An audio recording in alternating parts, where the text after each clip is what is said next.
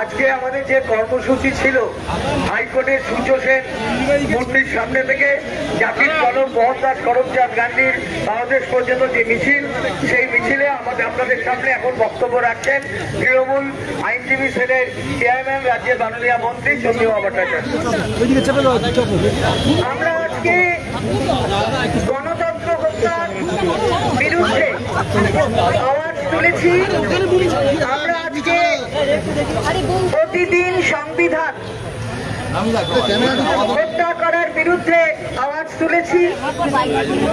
আমরা বলেছি যে সংবিধানের প্রস্তাবনায় যা আছে তার বাইরে কোনো আইন ভারতবর্ষের তৈরি হয় না, কিন্তু এদের কার্যকলাপ সেই প্রস্তাবনার পরিধিকে ছাপিয়ে যাচ্ছে। তাই আমরা আজকে এই পবিত্র জায়গায় আমরা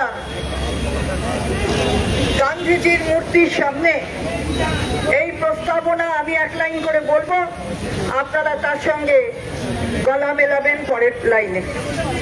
We the people of India, having solemnly resolved to constitute India into a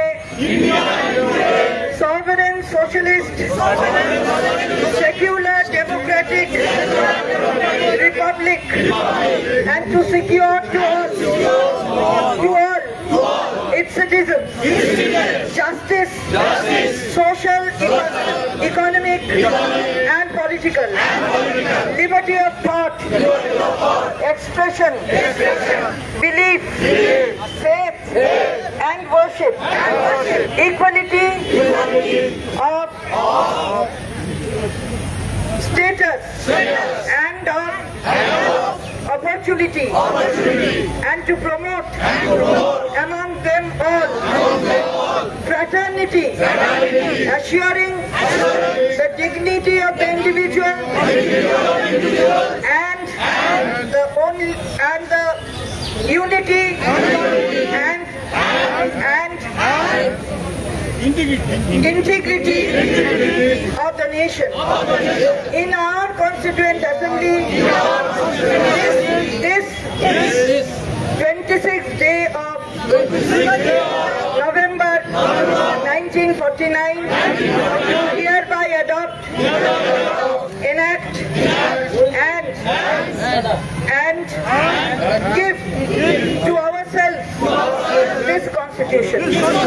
অর্থাৎ আমরা আমাদের এই সংবিধান দিয়েছি, সেই সংবিধানের হত্যা যারা প্রতিদিন করছে, আজকের এখান থেকে শপথ হলো তাদের ছেড়ে কথা বলা যাবে না। তারা সংবিধান পাল্টাতে চায়। ড্রাফটসম্যান কমিটির চেয়ারম্যান ছিলেন B.R. আম্বেদকরের মতন মানুষ, এবং তার নেতৃত্বে কনস্টিটিউশনের যে খসড়া তৈরি হয়েছিল তাই পরবর্তীতে গৃহীত হয়েছিল 26শে নভেম্বর 1949। 26শে জানুয়ারি 1950 থেকে তা প্রয়োগ হয়েছিল, কারণ 30 সাল থেকে 26শে জানুয়ারি 1950 অব্দি 1947 অব্দি 18 বছর ধরে 26শে জানুয়ারিকে আমাদের অগ্রজরা স্বাধীনতা দিবস হিসাবে পালন করত। তাই পরবর্তীতে যখন দেশ স্বাধীন হলো 15ই আগস্ট, তখন ওই দিনটিকে ধার্য করা হলো প্রজাতন্ত্র দিবস হিসাবে, যাতে আমরা সেটা পালন করি। তাই 26শে জানুয়ারি 1950 হলো প্রজাতন্ত্র দিবস। আমরা সবাই রাজা হয়েছি আমাদের এই রাজা রাজত্বে।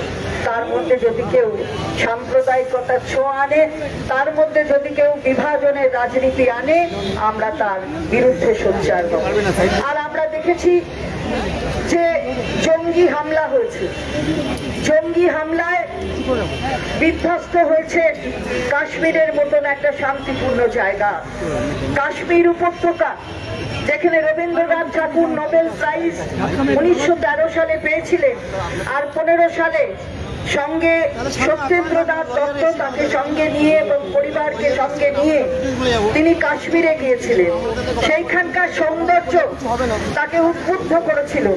পরবর্তীতে 1916 সালে তিনি পলাকা নামক একটি কাব্যগ্রন্থ, সেই কাব্যগ্রন্থ লেখেন। তার মধ্যেকার যতগুলো কবিতা আছে তার অধিকাংশ ওই কাশ্মীর উপত্যকা থেকে তার সৌন্দর্যে প্রভাবিত হয়ে।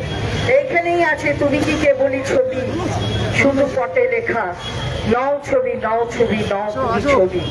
এই যে উপত্যকার সৌন্দর্যকে অনুধাবন করে তিনি লিখেছিলেন, তাকে নষ্ট করার যে চক্রান্ত হয়েছে তাতে আমরা দেখেছি কেন্দ্রীয় সরকারের ব্যর্থতা।